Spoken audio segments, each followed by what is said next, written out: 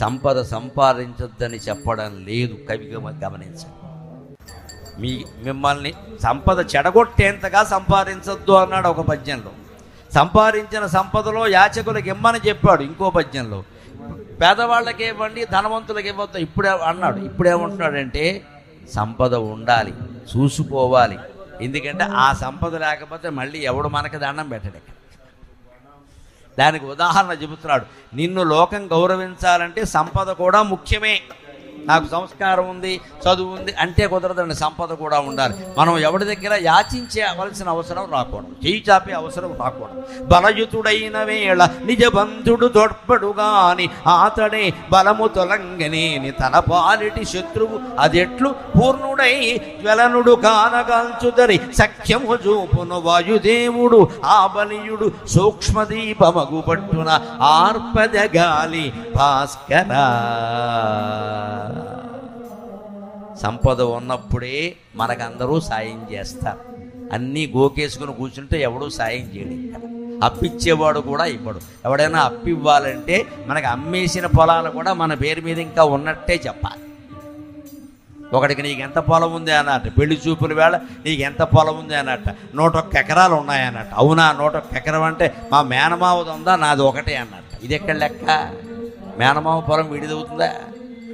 మా నాన్నకు ఉందంటే వేరే విషయం, మా తాతకు ఉందంటే వేరే విషయం. మేనమావ పొలం మంద ఎలా అవుతుందంటే ఆయన కొడుకుది అవుతుంది, ఆయన కూతురుది అవుతుంది, మనకెందుకు అవుతుంది? ఇలాంటి గొప్పలు చెప్పడం కాదండి. ఎంతో కొంత మనకి సమాజంలో గౌరవం ఉండాలి అంటే చెయ్యి చాపే పరిస్థితి రాకూడదు. మనకు కావలసిన పొలం, అన్నం తినడానికి, ఓ ఇల్లు, ఈ పాటి సంపద మనకి చేతి కాపు కింద కొంత ఖర్చు పెట్టడానికి డబ్బు, నెలకింత. ఈ రోజుల్లో బతకాలంటే కనీసం 50-60 వేలు ఆదాయం ఉండాలి, లేకుండా బతకలేవు, కష్టం. ఆ మాత్రం ఆదాయం మనకు ఉండాలి. ఆ మాత్రం బలం లేకపోతే మన వాళ్ళే మనని మింగేస్తారు. దానికి ఏం చెబుతున్నాడు అంటే బలయుతుడైన వేళ నిజబంధుడు తోడ్పడుగాని. మనకి బలం ఉన్నప్పుడే బంధువులు మిత్రులు మనకి సాయం చేస్తారు. అతడే బలముదొలంగనేని తన పాలిటి శత్రువు. మనకు ఆ సంపద లేకపోతే, మన బలం లేకపోతే మనకి మిత్రుడు కాకపోగా శత్రువు అవుతాడు ఖచ్చితంగా. ఎందుకంటే మనం పేదరికంలో మునిగిపోయామనుకోండి, అప్పుల పాలు అయిపోయామనుకోండి, అది వరకు పలకరించడానికి వచ్చే బంధువులు కూడా రారండి. ఎందుకు రారు? అప్పు అడుగుతావేమో అని భయం. మన ఇంటికి వస్తే అప్పు అడుగుతామేమో, అందుకని వెళ్ళరు, పలకరించరు. అసలు వాడి దగ్గర ఏముంది, వాడి తలకాయ అన్నీ పోగొట్టుకున్నాడు. నిజానికి మనకి మానవత్వం ఉంటే అన్నీ పోగొట్టుకున్నవాడి ఇంటికి వెళ్ళి ధైర్యం చెప్పాలమ్మా, అది బంధుత్వం అంటే లెక్క. అది బంధుత్వం. మనం వెళ్ళాం, డబ్బు ఉన్నవాడి ఇంటికి వెళ్తాం. బంధువుల్లో కూడా పేదవాడి ఇంటికి మనం వెళ్ళాం. వాడు కోల్పోయాడు, వెళ్ళి 4 మంచి మాటలు చెప్పండి. ఎలా కోల్పోయాడో వాడు తెలుసుకునేలా చేయండి కనీసం. ఒరే, మీ నాన్న పోడు సంపాదించాడో, నువ్వు ఎందుకు ఇలా తగలబెట్టుకుంటున్నావు నాయన, నేర్చుకొని చెప్పండి. ఒకడు తండ్రి చెబితే వినడండి, మేనమామ చెబితే వింటాడు, పాఠం చెప్పే మాస్టర్ చెబితే వింటాడు. ఈవేళ ఎవరు చెప్పినా వినని వాళ్ళు, నా అదృష్టం ఏమిటో తెలియదండి, నా మాటలు వింటున్నారండి చాలామంది. నా మాటలు వింటున్నారు. ఆ మాట తల్లిదండ్రులు చెబుతారా, మేము చెబితే వినరండి, మా పిల్లలు మీరు చెబితే వింటున్నారండి. ఫోన్ లేనమ్మా, తల్లిదండ్రి నేనే అనుకోండి, సంతోషం కదా, వినడమే కదా కావాల్సింది. అంటే ఏంటి? వాడు మనస్సుకి ఎక్కేలా చెప్పాలండి వచ్చిన సమస్య. ఆ టెక్నిక్ అందరికీ తెలియదమ్మా. సరస్వతీదేవి మాకు ప్రసాదించిన వరం. ఏ మనిషి ఎలా చెబితే వింటాడో, ఒక 1000 మంది ఉంటే ఎలా మాట్లాడాలి, 2 ఉంటే ఎలా మాట్లాడాలి, ఈ 2 విద్యలు భగవంతుడు మాకు నేర్పాడు. ఎందుకంటే లోకానికి చెప్పాలి కాబట్టి. ఎవరి దగ్గర ఏ ఉదాహరణలు చెప్పాలి, అందులో ఏం జోడించాలి, ఇవన్నీ ఉంటాయి. దానికి ఒక పద్ధతి ఉంటుంది, దానికి ఒక తయారీ ఉంటుంది. నేను ఇవాళ నాకు వారింట్లో, రాము గారి ఇంట్లో వసతి ఇచ్చారు. నేను అక్కడ గదిలోంచి బయటికి రాలేదు. వారిని అడగండి, దేవాలయాలు చూద్దామా అండి అన్నారు. వద్దండి, నేను గుండెల్లోనే దేవుణ్ణి చూస్తానని చెప్పాను. మొహమాటం వెళ్ళలేదు నాకు. నేను పర్యటన పెట్టుకుంటే గుజరాత్ అంతా తిప్పుతారమ్మా, పద్యాలు ఎవడు చెప్తాడు ఇక్కడ? పద్యాలు ఎవడు చెప్తాడు ఇక్కడ? నాకు 2 పనులు ఎవరింటికైనా వచ్చారంటే, 1 పుస్తక పఠనం, 2 మౌనంగా జపం చేసుకోవడం. ఈ 2 పనులేనమ్మా, 2వ పని లేదు నాకు. అందుకని వారింట్లో కూర్చుని గంటలు నేను జపం చేశాను. నా పుస్తకాలు ఏవో చదువుకున్నాను, చదవలసిన పద్యాలు చదువుకున్నాను. నేను కూడా తెచ్చుకున్న పుస్తకం కూడా చదువుకున్నాను. ఇంకా ఖాళీ దొరికింది, హాయిగా ఏసీ వేసుకుని మరీ జపం చేశాను. ఏసీ వారిది, జపం నాది. నా సొమ్మే పోయింది. ఖాళీ. అంతేగాని బయటికి వెళ్ళి కూర్చుని బంధువులు మిత్రులందరికీ దర్శనాలు ఇచ్చి కాళ్ళు జాపేసి కూర్చుని కాళ్ళు కడిగించేసుకుని పెట్టుకున్నాం అనుకోండి, చెడగొట్టేస్తారు మొత్తం. ఇక్కడ సమయం అంతా పోయింది, మొత్తం అంతా దర్శనాల్లోనే పోయింది. ఇంకా అక్కడ కూర్చుని ఇక్కడ ఏం మిగులుతో సొల్లు సోది ఉంటాయి, పద్యాలు ఉండవు. ఇక్కడ భాస్కర శతకం అని హెడ్డింగ్ పెట్టారు. ఇక్కడ పెట్టాక చెప్పాలి, 10 పద్యాలని చెప్పాలి కదా, లేని దానికి ఎందుకు అంటే చదవాలి. మీకు మొహమాటం లేకుండా సరస్వతి పాదాల సాక్షిగా చెబుతున్నా, 2 గంటల ఉపన్యాసాన్ని నేను 2 గంటలు తయారవుతానండి, కనీసం 2 గంటలు, లేకపోతే చెప్పలేము. నేను చిన్నపిల్లాడిని ఆ విషయంలో, ఏ రోజుకు ఆ రోజే నాకు పరీక్ష అనుకుంటా. ప్రవచనం అంటే పరీక్ష, 10వ తరగతి పరీక్ష. నేను చదవాలి, తయారవ్వాలి, చెప్పాలి, వాటిని ఒక వరుసలో పెట్టుకోవాలి. భాస్కర శతకంలో ఉన్న వరుసలో నేను చెప్పట్లా. ఎవరు మీరు పుస్తకాలు పెట్టుకుని చూస్తే ఈ పద్యాలు ఎక్కడ దొరకవు, ఎక్కడుందో తెలియదు, ఉంటాయి, వెతుక్కోవడం కష్టం. కానీ అలా రకరకాలుగా ఉన్న పద్యాలు నేను రాసుకుని వాటిని ఏ వరుసలో చెప్తే బాగుంటుందో ఆ వరుసలో పెట్టుకుని చెబుతున్నా. మొట్టమొదటి చెప్పిన పద్యం ఎంత తెలుసా? 67వ పద్యం. తర్వాత చెప్పింది 25వ పద్యం. తర్వాత చెప్పింది 104వ పద్యం. అలాగే ఉంటుంది, వెతికితే ఏం దొరకవు, ఎక్కడుందో తెలియదు, ఉంటాయి, అందులో ఉంటాయి, నేనేం సొంతం చెప్పండి, అంతే లెక్క. ఎందుకని? దానికి ఒక ఏర్పాటు లేకపోతే ఈ సభని రంజింపజేయడం కష్టం. ఆయన రాసిన ప్రతి పద్యము నేను చెబుతూ కూర్చుంటే గొడవలు అయిపోతాయి. ఎందుకంటే ప్రాచీన సాహిత్యంతో కొన్ని ఇబ్బందులు ఉంటాయి, కొన్ని రకరకాల అవమానిస్తారు కొంతమంది మనుషులను. పుట్టుకతోనే వీళ్ళు చెడ్డవాళ్ళు అంటారు, పుట్టుకతోనే గొప్పవాళ్ళు. నాకు అటువంటి నచ్చవు. నేను కోరుకునేది సమాజం, అన్ని కులాలు అన్ని మతాలు బాగుండాలి, దేశం అంతా ఒకేలా ఉండాలి, అంతే, ఇలాగే ఉండాలి. ఏ కులము ఎక్కువ కాదు, ఏ కులము తక్కువ కాదు. పుట్టుకతోనే ఎవడైనా గొప్పవాడంటే నాకు మంటెత్తిపోతుంది ఆ విషయం. పుట్టుకతోనే ఎవరిని చెడ్డవాడన్నా అంతకంటే కోపం వస్తుంది. పుట్టుకతో ఎవరు గొప్పవాళ్ళు కాదు, తక్కువ వాళ్ళు కాదు. పుట్టినప్పుడు మనతో వచ్చేది ఉమ్మనీరు తప్పితే ఏం లేదు. అన్నీ మనం కష్టపడితేనే వస్తాయండి, కష్టపడితేనే వస్తాయండి. దయచేసి అందరం గమనిద్దాం. పుట్టుకతో వచ్చింది ఈ పెంట మాటలు మానేయండి. పుట్టుకతో వ్యాధులు వస్తాయి, ఏమీ రాలేదు. పుట్టుకనే మనం పొగుడుతూ కూర్చుంటే, కులాన్ని మనం పొగుడుతూ కూర్చుంటే సమాజం ఎప్పటికీ ఏర్పడదండి. అన్నీ గొడవలు, అన్నీ లెక్కలు. దానికోసం నేను ఎంచుకుంటాను పద్యాలు, ఖచ్చితంగా 100 పద్యాలు ఎక్కడ చెప్పను నేను.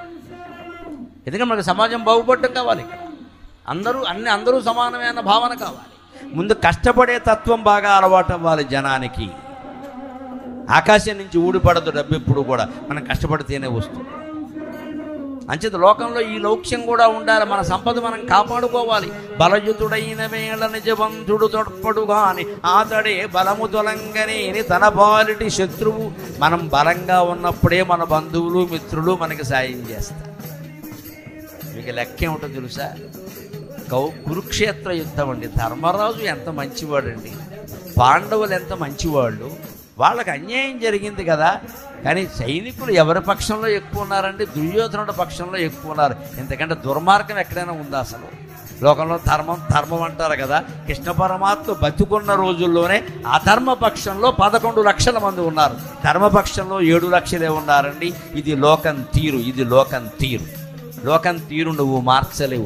లోకాన్ని బట్టి నువ్వు మారాలి, పరిస్థితులను బట్టి మనం మారాలి, కానీ మనల్ని బట్టి పరిస్థితులు మారవండి ఎప్పుడు కూడా. రైలు ముందు ఆలస్యంగా రావచ్చు, అందుకని మనం ఆలస్యంగా వెళ్ళామనుకోండి ఇప్పుడే వెళ్ళిపోయింది అంటాడు ఎవడో గొడవెట్టి. నువ్వు ఆలస్యంగా వెళ్ళకూడదు, నువ్వు ముందే వెళ్ళాలి. నువ్వు రైలు రావడానికి 10 నిమిషాల ముందే నువ్వు అక్కడ ఉండాలి, కనీసం అరగంట ముందు ఉంటే మంచిది. అందుకని నిన్న ఆలస్యంగా వచ్చింది, ఈ రైలు ఎప్పుడు ఆలస్యమే అని నువ్వు ఆలస్యంగా వెళ్ళేవనుకో నీ జాతక మహిమ వల్ల రైలు ముందే వెళ్ళిపోతుంది. అప్పుడు ఏడుస్తూ కూర్చోవాలి, ఎప్పుడూ రాని రైలు ఈవేళ ముందే. అంటే మన జాతకం మనం ఏం చేద్దాం అక్కడ? అంటే లోక జ్ఞానం ఉంటే మనం ఎప్పుడు రైలు సమయానికి వాడు కాగితం ఇస్తాడు టికెట్, ఆ టికెట్ మీద ఉండే సమయానికి 1 పావు గంట ముందే మనం అక్కడ ఉండాలి. రైలు ఎప్పుడైనా రాని, వస్తే రైలు ఎక్కుతాం, లేకపోతే నమ శివాయ నమ శివాయ నమ శివాయ భగవన్ నామస్మరణ చేసుకుంటామండి. ఎంత ఆనందం అండి! రైలు వస్తే రాకే, రాకపోతే రాకే, ఎప్పుడప్పుడు వస్తుంది ఎక్కుతాం. జపం చేసుకుంది గొప్ప సమయం దొరికింది. అలా సమయాన్ని సద్వినియోగం చేసుకోవాలి, కానీ రైళ్లు రావు అని మాటికి గడియారం చూస్తే ఏం ఉపయోగం? ఇక్కడ సమయాన్ని సద్వినియోగం చేసుకోవాలి. ఊరికే వాచి చూస్తుంటే వాచిపోతుంది, చేసేస్తారు. ఇక్కడ ఏమి రాదు, రైలు రాదు. ఇక్కడ అది నేర్చుకోగలగాలి. బలయుతుడైన వేళ, అందుకే ధర్మరాజుకి అందిన సహాయం కంటే దుర్యోధనుడికి అందిన సహాయం ఎక్కువ. లోకం తీరు ఎలా ఉంటుందంటే, బలవంతుడికే మరింత బలం వస్తుంది, డబ్బున్నవాడికే మరిన్ని డబ్బులు ఇస్తారు. 100 కోట్ల ఆస్తులు ఉన్నవాడికే 10 కోట్లు కట్నం ఇచ్చి పిల్లనిస్తారమ్మా. ఏమీ లేని వాడికి పిల్లనవాడు ఇస్తాడు ఎక్కడ? వాడికి ఏమీ లేదు కదా, వాడు మన మేనల్లుడే కదా, పోనీ మనం ఇద్దాం 10 కోట్లు, వాడి చేత ఒక వ్యాపారం పెట్టిద్దాం అనుకోడండి. వాడికే లేదు, మనమేమిస్తాం ఇక్కడ, వాడుకుంటే నువ్వెందుకు ఇవ్వడం? అర్థం లేని మాట. ఎంతసేపు లోకంలో పెద్ద వ్యాధి ఏమిటంటే ఉన్నవాడికే ఇస్తా, లేనివాడికి ఇవ్వరు. అందుకని నీ డబ్బు కాపాడుకోవడం నీ బాధ్యత అని చెబుతున్నాడు భాస్కర శతకం రచించిన మారద వెంకయ్య. ఎంత ఉపయోగపడే విషయం అని దానికి ఉదాహరణ చెబుతున్నాడు. అతడే బలము తొలంగనేని తన బాలుడి శత్రువు. మన సంపద లేకపోతే మనం చేయి చాపే స్థితిలో ఉంటే మన బంధువులు మనకి రాబంధువులు అవుతారు, మిత్రులు మనకి శత్రువులు అవుతారు. ఎలాగో తెలుసా? ఇందాక దీపారాధన చేశాం వేదిక మీద, ఆ దీపాన్ని ఆధారంగా చేసుకుని చెబుతారు. పూర్ణుడై జ్వలనుడు కానగాల్చుదరి. అడవి అంటుకున్నప్పుడు గమనించండి మీరు, ఎప్పుడైనా పెద్ద మంట వస్తుంది, అడవిని కాల్చే అగ్ని దావా అగ్ని అంటారు, కార్చిచ్చు అంటారు తెలుగులో. అగ్ని పెద్ద స్వరూపంతో అడవి మొత్తం అంటించేస్తున్నాడు. అప్పుడు గాలి వీసింది అనుకోండి, కొంపలంటుకుపోతా ఇంకాస్త పెరిగిపోతుంది ఆ మంట. గాలి వీయకుండా వర్షం వస్తే అడవిని కాల్చే అగ్ని చల్లారుతుంది, అంతే కదా. కార్చిచ్చుని ఎవడు చల్లార్చలేటండి. విదేశాల్లో కొంతమంది డ్రోన్లలో విమానాల్లో పట్టుకెళ్ళి నీళ్లు జల్లుతున్నారు, కొంత ప్రయత్నం జరుగుతుంది. కానీ అంతకంటే భగవంతుడు సహజంగా చేసే ప్రయత్నం ఏమిటంటే, విచిత్రంగా ప్రకృతిలో దేనికి విరుగుడు దానికి ఉంటుందండి. మనం ఏం చేయక్కల, కాస్త ఓపిక పడితే చాలు. కార్చిచ్చు బాగా రేగుతుంది కదా, పొగ వస్తుంది కదా, ఆ పైకి వెళ్ళిన పొగ మేఘాలను పిలుచుకొస్తుంది. రండి రండి రండి రండి, యజ్ఞం చేస్తే వర్షాలు కురుస్తాయి. అది వైదిక విశ్వాసం కాదమ్మా, శాస్త్రీయమైన నిజం అది. ఖచ్చితంగా యజ్ఞం వల్ల వర్షాలు కురుస్తాయి. వాడవలసిన సమిధలు వాడాలి. ఇష్టం వచ్చిన తుమ్మ పొలలో వేప పొలలో మొహం కొడుకుంది కూడా పనికిరాని పొలాలన్నీ పట్టుకొచ్చి అందులో బారేయకూడదు. చువ్వి, జమ్మి, మర్రి, మారేడు లాంటి ప్లాంట్ సమిధలు అవన్నీ మెడికల్ ప్లాంట్స్, ఔషధపు మొక్కలు, అవన్నీ వనస్పతులు అంటారు వాటి. వనస్పతులు అటువంటివే వాడతారు యజ్ఞాల్లో. ఊరికే ఏదో దొరికిన కట్టెలమో పట్టుకొచ్చి అందులో బారేయకూడదు. అక్కడ అలానైతే పొగ వస్తుంది, మేఘాలు రావు. అవి వాడితే ఆ పొగ పైకి పెడితే అవి మేఘాలని పిలుచుకొస్తాయి. కార్చిచ్చు కూడా అంతే. అడవిలో అన్ని రకాల చెట్లు ఉంటాయి కదా. కార్చిచ్చు చెలరేగినప్పుడు బాగా మంట వ్యాపించి పొగ పైకి వెళ్ళి మేఘాలను పిలుచుకొస్తుంది. ఆ ప్రాంతానికి దూరంగా ఉండే మేఘాలు కూడా అక్కడికి వచ్చి వర్షం కురిపించి ఆ దావానలాన్ని దానంతటదే ఆరిపోయేలా చేస్తాయి. అది భగవంతుడు చేసే ప్రతిజ్ఞ. అంతవరకు మనం ఊరుకోలేము, మనం చేసే ప్రయత్నం మనం చేసుకోవచ్చు, దాంట్లో తప్పేం లేదు. కానీ అంత మాత్రం చేత అయిపోతుంది అనుకోవద్దు ఇక్కడ. అలాగే అగ్ని బాగా బలంగా ఉండి అడవిని మొత్తం అంటిస్తున్నప్పుడు వాయుదేవుడు ఏం చేస్తున్నాడు? అగ్నికి సాయం చేస్తున్నాడు. ఇక్కడ మనం వేదిక మీద దీపం పెట్టినప్పుడు ఏమవుతుందండి? పెట్టిన దీపం ఇక్కడి నుంచి పక్కకి ఎందుకు తీశారండి? ఇప్పుడు వెళ్ళి చూడండి, 5 ఒత్తులు ఆరిపోయి ఉంటాయి, అనుమానం ఏం లేదు. ఎందుకని? దీపం సన్నగా ఉంది. మరి అగ్ని బాగా లావుగా ఉన్నప్పుడు గాలి దాన్ని ఇంకాస్త మండించింది. దీపం సన్నగా ఉండేసరికి గాలి ఆర్పేసింది. అంటే నువ్వు సన్నగా ఉంటే నిన్ను ఆర్పేస్తారు, నువ్వు లావెక్కే ప్రయత్నమే చేయాలి. శ్లోకజ్ఞానం ఎంత ముఖ్యమో లోకజ్ఞానము అంతే ముఖ్యం. లౌక్యం తెలుసుకుని బతకాలి. మన సంపదలు మనం కాపాడుకోవాలి. దాన ధర్మాలు చేయొచ్చు. ఇందాకే చెప్పాడు, కొందరికి ఏమవుతుందంటే దాన ధర్మాలు చేస్తున్న కొద్దీ బాగా దురద కింద పెరిగిపోతుంది. కీర్తి కండూతంటారు. వేదిక మీద ఈయన పేరు చెప్పి ఆయన 10 లక్షలు ఇచ్చారని, ఈసారి 20 లక్షలు ఇస్తా. ఇంట్లో భార్యను అడగడి, ఇంటికి వెళ్ళాక చెప్పు తీసి కొట్టేయడం కాదు. నువ్వు 20 లక్షలు ఇస్తావా? ఎవరిని అడిగావు? 10,000 మించి దాన ధర్మాలు చేస్తే ఖచ్చితంగా భార్యకి చెప్పి ఆవిడ అనుమతి తీసుకుని చేయాలండి, శాస్త్రం చెప్పిన మాట. అనుమానం ఏం లేదు. వేదిక మీద మన పేరు చదవడం కోసం, గొప్ప కోసం దాన ధర్మాలు చేసేస్తే తర్వాత కుటుంబం అడుక్కు తింటుందమ్మా. ఈ మగాడికి ఏదైనా అయితే ఆ ఇల్లాల పని ఏమిటి? ఆ పిల్లలు ఏమైపోతారు? రోడ్డు మీద పడతారు వెళ్ళి. ఇక్కడ ఆయన అందరికీ దారపోసాడని ఎవడో ఇవ్వడమ్మా, అలాగే ఒళ్ళుకోవెక్కి దానాలు చేసేసాడు, వేళ ఏం లేదంటారు ఖచ్చితంగా. అందుకే నీ సంపదను నువ్వు కాపాడుకోవాలి. పెట్టుబడులు పెట్టే ముందు, లక్షలు పెట్టుబడులు పెట్టే ముందు, కోట్లు పెట్టుబడులు పెట్టే ముందు భార్యాభర్త ఇద్దరూ ఆలోచించుకోవాలి ఖచ్చితంగా. ఇంత పెట్టి ఇల్లు కొనడం మనకు అవసరమా?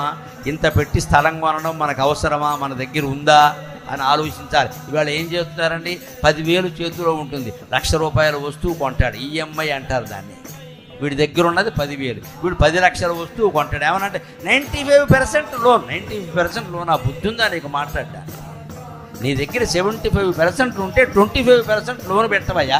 అంతేగాని నీ దగ్గర 5 పైసలు పట్టుకుని 95 పైసలు అప్పు చేస్తావా? లోకుగా ఉందా జీవితం నీకు? ఆట ఆడుకుంటున్నాడండి జీవితంతో వీడు. 95% లోన్ ఒప్పుకున్నాడంటే ఆట ఆడుతున్నాడు. ఈ playing with his own life. మట్టి కొట్టుకుపోతాడు ఖచ్చితంగా. అలా ఆట ఆడకూడదు. నీకు వస్తువు కొనాలి అంటే ఆ వస్తువు ఖరీదు ₹1,00,000. నీ దగ్గర కనీసం 60,000 ఉన్నాయా, 75,000 ఉన్నాయా, 25,000 అప్పు చేయి, పర్వాలా, తీర్చు. 25,000 పెట్టుకుని 75,000 అప్పు చేస్తున్నారు ఈవేళ. ఏమన్నా అంటే ఉద్యోగం ఉందండి, ఉద్యోగం ఉందయ్యా, ఉద్యోగం చేసేందుకు నీకు ఓపిక ఉందా మిత్రం? అదే ఆరోగ్యం నీలో ఉంటుందా? అదే ఉద్యోగం నీకు ఉంటుందా? అదే కంపెనీ నేను ఉండనిస్తుందా? ఇవన్నీ ఆలోచించాలి. యువతరానికి ఆందోళనలు అందుకే వస్తున్నాయి, ఆత్మహత్యలు అందుకే జరుగుతున్నాయి. గమనించండి, రోజు పత్రికల్లో ఒక వార్త చూస్తున్నా, అప్పులు తీర్చలేక ఆత్మహత్య. ఎవడు చేయమన్నాడు అప్పులు? వెళ్ళి కాగానే పెళ్ళాన్ని మొగుడిని పెళ్ళాం మురిపించడం కోసం 3 కోట్ల ఇల్లు, ఏకంగా 3 కోట్ల ఇల్లు, ఈఎంఐ, పెద్ద కారు ఇన్నోవా ఈఎంఐ, ఇంట్లో పెద్ద ఐరావతవంత సోఫా, అంతకంటే పెద్ద కుర్చీలు ఈఎంఐ, ఏమడిగినా ఈఎంఐ అంటే ఎవడు మాసిగా వాడే పెట్టుకోవడం. చివరికి భార్యాభర్తలు కూడా ఒకరికొకరు ఈఎంఐ. ఇది వాయిదాల పద్ధతే. ఎలా వచ్చేస్తుందండి ఈఎంఐ అన్నమాట అంత తేలిగ్గా? అదే పెద్ద తెలివైన పని కింద మాట్లాడుతున్నారు. నీ దగ్గర 75 పైసలు ఉంటే 25 పావలా అప్పు చేయాలమ్మా, శాస్త్రం అది. ఏ కాలంలోనైనా వర్తించే శాస్త్రం. అంతకు మించి చేస్తున్నామంటే ఒళ్ళు కొవ్వెక్కిందని అర్థం. ఇక్కడ ఓకే అంటారు. ఓకే అంటే ఒళ్ళు కొవ్వెక్కింది. పెద్దవాళ్ళు ఎవరిని అడిగినా చెబుతారు. వ్యాపారాలు చేసిన వాళ్ళు చాలామంది ఉన్నారు, అడగండి ఎలా చేశారు. 30 పావలా నీ దగ్గర ఉంటే పావలా అప్పు, పావలా పెట్టి 30 పావలా చేస్తావు, గోక్కుపోతావు ఖచ్చితంగా. రేపొద్దున మనం అప్పులు కట్టలేకపోతున్నాం, మన ఉద్యోగం కూడా ఇబ్బందుల్లో ఉందని తెలిసాక మన బంధువులు ఎవరు మన ఇంటికి రారు, ఇంకా ఎవ్వడు పలకరించడానికి రాడు, పైగా ఒళ్ళు కొవ్వెక్కి చేశాడంటారు. అది చెబుతున్నాడమ్మా భాస్కర శతకంలో 600 ఏళ్ల క్రితం చెప్పిన మాట ఈనాడు ఉపయోగిస్తుంది అంటే తెలుగు సాహిత్యం ఎంత గొప్పదో అర్థం కావట్లేదు. బలయుతుడైన వేళ నిజవంతుడు తొట్పడు గాని ఆతడే బలము తొలంగనేని తన పాలిటి శత్రువు అదెట్లు పూర్ణుడై జ్వలనుడు కానగల్చుదరి సఖ్యము చూపును వాయుదేవుడు ఆ బలియుడు సూక్ష్మదీపమగు పట్టున ఆర్పదగాలి భాస్కరా. అంత బలవంతుడైన అగ్నిదేవుడు ఒక వేదిక మీద జ్యోతి ప్రజ్వలన చేయగానే చిన్న ఒత్తి రూపంలో వెలుగుతుంటే ఫ్యాన్ ఆపేయండి. ఫ్యాన్ తిరిగితే మరి ఒత్తి ఉండదు, ఇక్కడ ఆరిపోతుంది. ఫ్యాన్ గాలి కారిపోతుందా? ఇక్కడ అగ్ని, అడవిని కాల్చే అగ్నేమో అదే ఫ్యాన్ గాలి వీస్తే తిరుగుతోందా? అంటే నువ్వు బలంగా ఉంటే లోకం నీకు సాయపడుతుంది, నువ్వు బలహీనుడవైతే లోకం నిన్ను మొత్తేస్తుంది అనుమానం. దీనికి తాజా ఉదాహరణ బహుశా మీరెవరూ వినకపోయి ఉండొచ్చు. ఈ మధ్య వ్యాస భారతంలో చదివాను నేను. ఏం చెప్పాడురా వ్యాసుడు? వ్యాసుచ్చిష్టం జగత్సర్వం అంటారు. వ్యాసుడు చెప్పంది ఏం లేదుట అసలు 18 పురాణాల్లో. ఎవరు ఏం చెప్పినా వ్యాసుడు ఎంగిలే అన్నారు దాన్ని. వ్యాస ఉచ్చిష్టం జగత్సర్వం. వ్యాసుడు చెప్పిందానే మళ్ళీ చెబుతున్నారు. అందులో ఒక మంచి ఘట్టంలో చెబుతున్నారు. ద్రోణ పర్వం చాలా కీలకమైంది భారతంలో. యుద్ధం ఎక్కడ జరిగింది అంటే ద్రోణ పర్వంలోనే బాగా జరిగింది. భీష్మ పర్వంలో జరిగింది మామూలు విషయం. ప్రధానమైన వీరుడు ఎవరు? భీష్మ పర్వంలో పోలా, ఉత్తర కుమారుడు, విరాటుని కుమారుడు శంఖుడు, శ్వేతుడు, ఎక్కువ భాగం విరాటుని పుత్రులే. మామూలు వాళ్ళు మరీ పరాక్రమవంతులు కాదు. వాళ్ళెవరో పోయారు. ఎందుకంటే భీష్ముడికి వాళ్ళెవరిని చంపడం ఇష్టం లేదు అసలు. ఆయన సరిగ్గా యుద్ధం చేయనని చెప్పాడు కూడా. నాకు ఇష్టం లేదని చెప్పాడు. ఎందుకు చేశాడంటే సింహాసనాన్ని కాపాడుతానని నేను ప్రతిజ్ఞ చేశాను, అందుకోసం చేస్తున్నా అంటాడు. అంతే. ఒకడు చూడండి ఓటేస్తాడు, వెళ్ళి ఏమయ్యా నీకు ఇష్టం లేకపోయినా వాడికి ఎందుకు ఓటేసావంటే మా పక్కింట్లో ఉంటాడా, ఏం చేయమంటావు, మొహమాటానికి వేసానంటే. అంతేలే, అటువంటి మొహమాటాలు ఉంటాయి. పైగా అంటాడు వాడికి గెలవకూడదంటే. ఎందుకు వేసావంటే ఏం చేస్తాం, బాగా ఫ్రెండ్ తెలుసున్న వాడు 10 సార్లు అడిగాడు, ఆంజనేయ స్వామి మీద ప్రమాణం చేయించి అందుకు వేశానంటే ఏదో చెప్తాడు. అలాగే భీష్ముడు యుద్ధం చేశాడు. కానీ భీష్మ పర్వంలో జరిగింది సరైన యుద్ధం కాదు. నిజానికి ద్రోణ పర్వంలో జరిగింది భయంకరమైన. రోజు 3-4 వికెట్లు పడిపోయాయి అటో ఇటో, రోజు 3-4. 5 రోజుల్లో 25 మంది ప్రధాన వీరులు లేచిపోయారు. అందులో అభిమన్యుడు చాలా ప్రధానం, భగదత్తుడు చాలా ప్రధానం. భగదత్తుడు ఎవరు? నరకాసురుడి కుమారుడు, మహావీరుడు. వాడు శౌర్యం అంతా ఎక్కడుందో తెలుసా? వాడు ఏనుగులో ఉందండి. వాడు పెద్ద ఏనుగు మీద వస్తాడు. ఆ ఏనుగు యుద్ధం చేయదు, అది తొండంతో చుట్టేస్తుంది. 25 మందిని విసిరేస్తుంది. 25 మంది గోవిందా, మళ్ళీ చుట్టేస్తుంది, మళ్ళీ విసిరేస్తుంది, మళ్ళీ చుట్టేస్తుంది, మళ్ళీ విసిరేస్తుంది. కృష్ణార్జునుల రథం మీద కూడా దూకేసింది అది, అంత పెద్ద ఏనుగు. అది ఇంద్రుడు ఇచ్చాడు ఆయనకి, భగదత్తుడు. ఆ ఏనుగు మీద ఆయన యుద్ధానికి వచ్చాడు. ఆ ఏనుగుతో యుద్ధం చేయలేక భీమసేనుడు అంతటి వాడు పక్కకి వెళ్ళిపోయాడు. ఏనుగులను చంపడంలో మంచి నైపుణ్యం ఉంది భీమసేనుడికి. అతను కూడా భీముడు రథాన్ని భగదత్తుడు ఏనుగు తొక్కేస్తే తప్పించుకునే దారి లేక ఏనుగు కాళ్ళ సందులో దూరాడు. కాళ్ళ సందులో దూరం ఏం చేశాడో తెలుసా? గజశాస్త్రం బాగా తెలిసిన వాడు కడవంత గుమ్మడికాయ కత్తిపేటకు లోకువ ఏనుగు కొన్ని కీలకమైన ఆయువు పట్లు ఉంటే అక్కడ నొక్కాడు నెమ్మదిగా, దెబ్బ కూరుకుంది. అది శాస్త్రం అండి. గజశాస్త్రం చదువుకున్నాడు ఆయన. మర్మస్థానాలు కొన్ని ఉంటాయి, మదజలం స్రవించే ప్రదేశాలు ఉంటాయి. అక్కడ కనుక సున్నితంగా తడిమితే దానికి ఏవో శృంగార భావాలు కలుగుతాడు, లేనిపోను గొడవ అంతా. అది గమనించి మరి జనంలో గెలవాలంటే అంతే. అందుకని ఏనుగు 4 కాళ్ల మధ్యలోకి భీమసేనుడు వెళ్ళిపోయి దాన్ని అక్కడక్కడ కొంచెం మృదువుగా తడిమాడు. దెబ్బ కదా యుద్ధం చేయడం మానేసి ఏదో మగ ఏనుగుతో క్రీడించినట్టే ఆడ ఏనుగులాగా ఆనందించడం మొదలెట్టేసింది. ఆ దెబ్బలో బయటకు వచ్చాడు భీముడు. ప్రాణం కాపాడుకోవాలంటే ఇంత చెయ్యాలి. ఇక్కడ గజశాస్త్రం చదివాడు కాబట్టి ఆ పని చేశాడు. మనబోడి కాడ ఏదో ఏం చేస్తాం, అది కాలెత్తగానే కింద తలకే పెడతాం, అక్కడ ఒక దొక్కు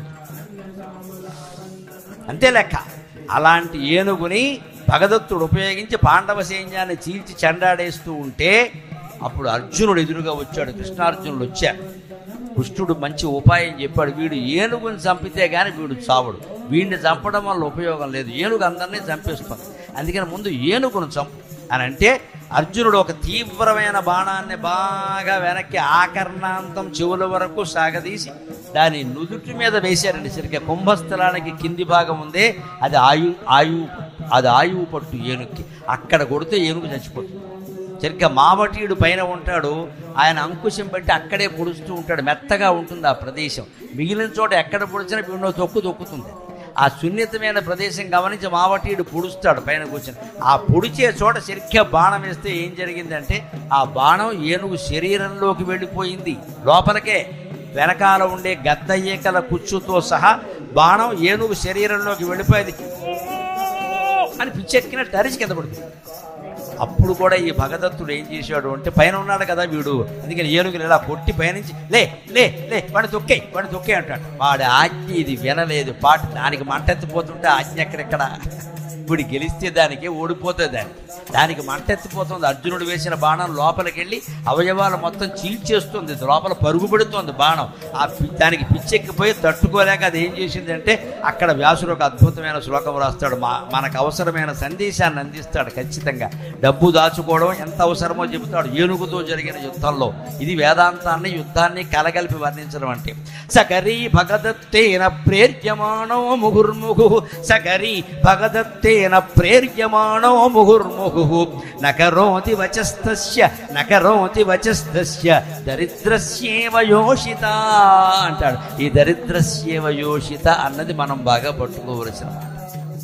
ఆ ఏనుగు భగదత్తుడు ఎంత చెప్పినా మళ్ళీ పైకి లేవలేదు, వాడి ఆజ్ఞ పాటించలేదు. అది ఎలా ఉందంటే పేదవాడి మాట పెళ్ళాం పిల్లలు కూడా వినరు అని చెప్పాడు వ్యాసుడు. దరిద్రస్యేవ యోషిత, పేదవాడి మాట పెళ్ళాం పిల్లలు కూడా వినరబ్బా. ఇంట్లో ఎంత భక్తి ఉన్న భార్య అయినా సరే, భర్త అంటే ఎంత గౌరవం ఉన్నా సరే, సంపాదన లేకపోతే ఏం చేస్తుందంటే భక్తి ఏం చేస్తాం ఇక్కడ, పతి భక్తే రూపాయి లేదు ఇక్కడ. భర్త మొహం మీద అనకపోయినా ఎవరి దగ్గరైనా ఉంటుంది ఖచ్చితంగా. ఏమి సంపాదన లేదమ్మా, ఇంట్లో కూర్చుంటాడు అక్కడ. ఈయనకంటే నేనేనయం కుట్లు అల్లికలు నేర్చుకుని సాయంత్రానికి 100 రూపాయలు సంపాదిస్తున్నా అని అనరాండి. అందుకని పేదవాడి మాట పెళ్ళాం పిల్లలు కూడా వినరు. దరిద్రస్యేవ యోషిత. అలా పేదవాడి మాట కుటుంబ సభ్యులు కూడా విననట్టే ఆ భగదత్తుడి ఆజ్ఞని ఏనుగు కూడా వినలేదు, పాటించలేదు అన్నాడు. అందుకని మన మాట ఇంట్లో చెల్లాలన్నా బయట చెల్లాలన్నా తగిన డబ్బు మన దగ్గర ఉండాలి. దాన్ని ఎప్పుడూ కాపాడుకోవాలి ఖచ్చితంగా. అంతా గోకుకుపోయే పరిస్థితి మనం తెచ్చుకోకూడదు. అలా తెచ్చుకోకుండా ఉండాలంటే ఎలా ఉండాలో చెబుతాడు. ఒక్కోసారి డబ్బు ఎలా ఉంటుంది అంటే కేవలం కష్టపడితే రాదండి. అంతేకాదు మన వాళ్ళకి ఎవరికో డబ్బు బాగా ఉండొచ్చు, అది మనది కాదండి. మనం సంపాదించింది మనది. భ్రష్టునకు అర్థవంతులకు బంధువులెందరు గల్గినన్, భ్రష్టునకు అర్థవంతులకు బంధువులెందరు గల్గినన్, నిజాదృష్టము లేదుగావున దరిద్రత బాపగలేరు, నిజాదృష్టము లేదుగావున దరిద్రత బాపగలేరు. సత్కృపాదృష్టిని నిలిపి లోకులకు అతి స్థిర సంపదలిచ్చు లక్ష్మి. సత్కృపాదృష్టిని నిలిపి లోకులకు అతి స్థిర సంపదలిచ్చు లక్ష్మి. తా జ్యేష్ఠగదేమిటి తా జ్యేష్ఠకదేటికిన్ సిరులనీయదు తత్తా జ్యేష్ఠనదేటికిన్ ఘనత చేయదు తోడన బుట్టి భాస్కరా తా జ్యేష్ఠకు అదేటికిన్ సిరిని చేయదు తోడన బుట్టి భాస్కరా. మన బంధువులకి సంపదలుంటే మనకున్నట్టు కాదు. ఇందాక చెప్పినట్టే నీకు ఎంత పొలం ఉందంటే 101 ఎకరాలు, ఏదిరా 101 అంటే మా మేనమావది ఉందా, నాది 1 అంటే కుదరదు. రికార్డు ప్రకారం 1 ఎకరమే నీది, 100 మేనమావది. మా తమ్ముడికి ఉందండి, మా తమ్ముడు కోటీశ్వరుడు అండి, మా తాత కోటీశ్వరుడు అండి, ఈ గొప్పలు అనవసరం, నీకేముందో చెప్పు ఖచ్చితంగా అంతే. ఎందుకంటే భ్రష్టునకు ఎప్పుడు లక్ష్మీదేవి మన ఇంట్లో ఉండాలి అంటే ఆచార సంప్రదాయాలు కొన్ని పాటించాలి. మొహమాటం లేకుండా చెప్పుకుందాం. పొద్దున్న 6 గంటల్లోగా దంపతుల స్నానం అయిపోవాలి. అటువంటి ఇంట్లోనే లక్ష్మీదేవి ఉంటుంది. 7ంటికి 9ంటికి లేస్తే ఉన్న సంపదలు కూడా గోక్కుపోతాయి, అనుమానం లేదు. పొద్దున్న 6 గంటల్లోగా దంపతుల స్నానం అయిపోయి ఆ పాత బట్టలు తీసేసి ఉతికిన బట్టలు ధరించాలి ఖచ్చితంగా. అప్పుడు లక్ష్మీదేవి దగ్గర మన ఇలవేలుపు ఎవరైతే రామచంద్రుడు, శివుడు ఎవరైనా పర్వాలా, అక్కడ ఒక దీపం పెట్టి ఒక పువ్వు పెట్టి దండం పెట్ట. ఒక్క పువ్వే, దొడ్లో పువ్వులన్నీ కోసేయకండి అనవసరంగా పట్టుకొచ్చి. ఒక పువ్వు పెట్టి దండం పెట్ట, ఒక్క నమస్కారం పెట్టినా చాలు. పువ్వులు పెట్టడం కాదు ముఖ్యం, ఇక్కడ మనస్సు ముఖ్యం. పెట్టాలి. తర్వాత వీలైతే ఓ స్తోత్రం ఏదైనా పారాయణ చేసుకోవాలి. కాసేపు జపమో ధ్యానమో చేయాలి 1 అరగంట. తర్వాత నీ పనులన్నీ చేసుకో, ఎవడు వద్దన్న. మళ్ళీ సాయంత్రం స్నానం చేయాలి. కనీసం ముఖమైనా కడుక్కోవాలి నీళ్ల కొరత ఉంటే. మళ్ళీ దేవుడి దగ్గర కూర్చోవాలి. 1 అరగంట పాటు స్తోత్రమో పారాయణో ధ్యానమో జపమో ఏదైనా చేయాలి. ఇది నిత్యకృత్యంగా ఏ ఇంట్లో స్త్రీలు పురుషులు చేస్తూ ఉంటారో ఆ ఇంట్లో లక్ష్మీదేవి నివాసం ఉంటుందమ్మా, అనుమానమేది. మీరు ఏ దేవుణ్ణి అర్చించినా ఉంటుంది, లక్ష్మీదేవిని అర్చించాలని ఏం లేదు ఇక్కడ. ఏ దేవుణ్ణి మీరు పూర్తిగా నమ్మి అర్చించినా, శివుణ్ణి, రాముణ్ణి, కృష్ణుణ్ణి, వెంకటేశ్వర స్వామిని, ఏ దేవుణ్ణైనా పర్వాలా, ఎలవేలుపు ఆ దేవుడే సంపదలన్నీ ఇస్తారు. కానీ ఈ మాత్రం ఆచారాలు పాటించాలి. అది కూడా లేకపోతే భ్రష్టుడు అంటారు. భ్రష్టునకు అర్థవంతులకు బంధువులు ఎందరు కలిగిన, బాగా డబ్బున్న బంధువులు మనకి చాలామంది ఉండొచ్చు. కానీ నిజాదృష్టము లేక కావున, నిజాదృష్టము లేదు కావున దరిద్రత బాపగలేరు. మనకి స్వయంగా అదృష్టం లేదు, ఆచారం లేదు ఇక్కడ. అటువంటిప్పుడు వాళ్ళ సంపద మనకి రాదండి. దానికి లక్ష్మీదేవినే ఉదాహరణగా చెబుతున్నాడు ఇక్కడ కవి.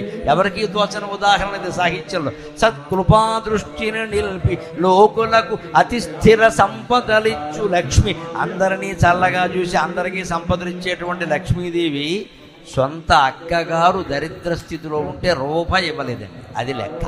ఆవిడ అక్కగారు ఎవరండి? జ్యేష్ఠాదేవి. ఆవిడని జ్యేష్ఠాదేవి అంటారు. తెలుగులో పలకలేక జ్యేష్ఠ అంటారు. అది కూడా జ్యేష్ఠ పలకలేక జ్యేష్ఠ వచ్చింది. ఆ జ్యేష్ఠాదేవి ఎవరో కాదు, పాల సముద్రంలో లక్ష్మీదేవి కంటే ముందు పుట్టింది పెద్దక్క. అందుకే ఎవడైనా చేయకూడని వ్యాపారాలు చేసి డబ్బులు కోల్పోతే ఏమంటారంటే పెద్దమ్మని ఎత్తిమే కూర్చుంది, అందుకే పోయే డబ్బులని. పెద్దమ్మ అంటే శనిదేవత, చిన్నమ్మ అంటే లక్ష్మీదేవి. అలాగని మీ పెద్దమ్మల్ని మీ చిన్నమ్మల్ని ఈ పోలికలతో పోల్చకండి, నన్ను తిట్టుకుంటారు అనవసరం. ఆ పెద్దమ్మ అనే మాట జ్యేష్ఠాదేవికి వర్తిస్తుంది, మన పెద్దమ్మ కాదు.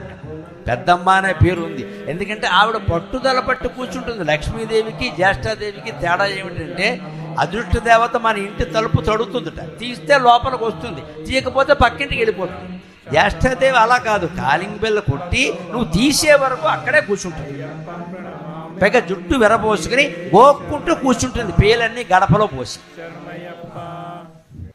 ఎవరైనా అలా జుట్టు విరబోసుకుని నూనె రాసుకోకుండా తిరుగుతున్నారంటే దరిద్ర దేవత వాళ్ళ ఇంట్లో తాండవిస్తుందని అర్థం. ఇక్కడ హైందవ ఆచారాలు మనం పాటించాలి. ఇవాళ సొమ్ములు పోవడానికి ఈ జుట్టు విరబోసుకోవడం ఒక్క దాన్ని కనీసం దువ్వరు, కొబ్బరి నూనె రాయరు, ఇంటి నిండా వెంట్రుకలు పడుతూ ఉంటాయి. ఇదే దరిద్రం అంటే. అష్టదరిద్రాలు ఇలాంటి వాళ్ళు ఉన్న చోటే ఉంటాయి.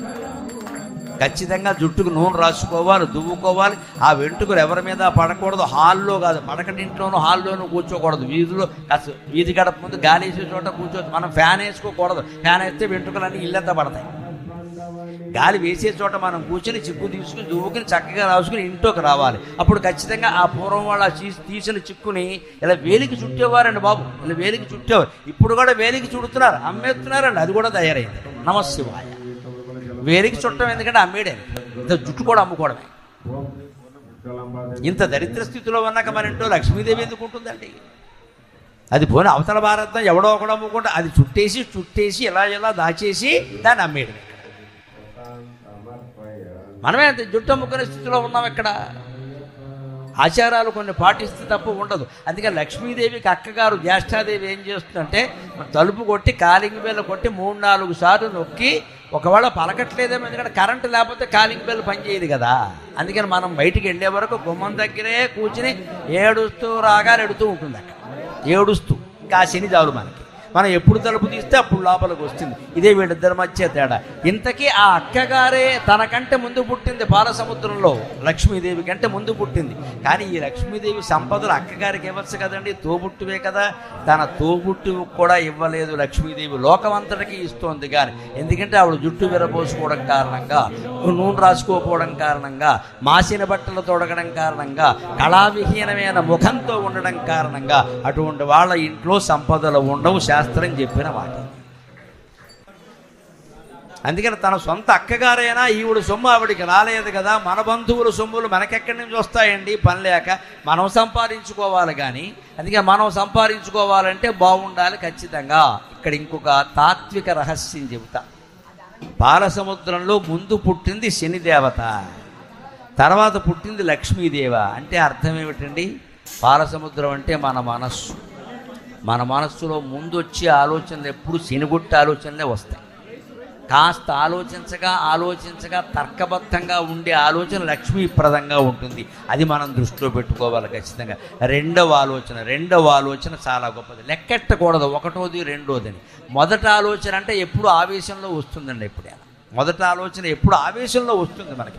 ఎక్కడో ఎవరింటికో పెడతాం, ఒక పెద్ద సోఫా సెట్ చూస్తాం, వెంటనే వచ్చే దరిద్రగుట్ట ఆలోచన ఏంటంటే ఇలాంటిది కొనాలి. ఇదే దరిద్రగుట్ట ఆలోచన. వెంటనే కొనేయకూడదు, ఆన్లైన్లోకి వెళ్ళిపోకూడదు, నొక్కేయకూడదు, బ్యాంకులు ఫోన్లు నొక్కేయకూడదు. ఆపు. అది శనిగుట్ట ఆలోచన. కాస్త ఆలోచించు. అది ఎంత? 2 లక్షలు. నీ దగ్గర 2 లక్షలు ఉన్నాయా? పోనీ 1,50,000 ఉన్నాయా? పోనీ 1,00,000 ఉందా? లేదు. 10,000 ఉన్నాయి. అక్కడ లింగులు ఇటుకోమంటూ ఇక్కడ కొనేస్తాడు. ఇది రెండో ఆలోచన. ఇప్పుడు మీరు ఆలోచించండి, మొదటి ఆలోచన కంటే రెండో ఆలోచన గొప్పది కాదు. అందుకే మొదట పుట్టిన శని దేవత కంటే రెండోసారి పుట్టిన లక్ష్మీదేవి గొప్పది. ఇదే ఆలోచన. హిందూ పురాణ కథలన్నీ తాత్విక రహస్యాలతో నిండి ఉంటాయి. నీకు ఎప్పుడైనా ఒక ఆలోచన వస్తే వెంటనే అమలు చేయదు. థింక్ ఇట్ ట్వైస్, థ్రైస్, రెండోసారి, మూడోసారి ఆలోచించు. అదే పాలసముద్రాన్ని మధించడం అంటే మిత్రమా, కవ్వమెట్టి చిలుపుతూ కూర్చోలేదు అక్కడ దేవతలు దానవులు పనేం లేకుండా. నీ మనస్సులో వచ్చే ఆలోచనలు చిరకాలే. చిలికితే వెన్న వస్తుంది, కెలికితే కంపు వస్తుందమ్మా, చూసుకోవాలి ఇక్కడ. జీవితాన్ని చిలకాలి. చిలికితే వెన్న వస్తుంది, కెలికితే కంపు వస్తుంది. కెలకడం అంటే వేలెట్టి కెలకడం, కంపు వస్తుంది. చిలకాలి. ఇది మంచిదేనా, ఇది చెడ్డదా, ఎంత ఉంది, కొనచ్చా, అవసరమా? పెళ్లి సంబంధం దగ్గర ఆలోచించాలి, ఉద్యోగంలో చేరేటప్పుడు ఆలోచించాలి, చదువులో కాలేజీలో చేరేటప్పుడు ఆలోచించాలి, జీవితంలో ముఖ్యమైన నిర్ణయాలు తీసుకునేటప్పుడు అరగంట కాదమ్మా 6 గంటలు ఆలోచించాలి, 6 రోజులు ఆలోచించాలి. ఒక నిర్ణయం తీసుకోకముందు ఎన్ని రోజులైనా ఆలోచించవచ్చు, ఒక నిర్ణయం తీసుకున్నాక ఇక ఆలోచించద్దు. భగవంతుడు తీసుకునేటప్పుడు ఆలోచించాలి. అప్పుడు ఆలోచించిన కొద్దీ సముద్రంలో మదించగా లక్ష్మీదేవి పుట్టినట్టే మన మనస్సులో మంచి ఆలోచనలు పుడతాయి. అందుకని మొదటి ఆలోచన జ్యేష్ఠాదేవి, తర్వాత ఆలోచించగా వచ్చిన ఆలోచన లక్ష్మీదేవి. ఖచ్చితంగా అటువంటి లక్ష్మీదేవికి స్వాగతం పలకండి. అలాగ మన బంధువులో ఎవరో మన ఆపదలు పోగొడతారనుకోవడం పొరపాటు. మనమే పెంచుకోవాలి.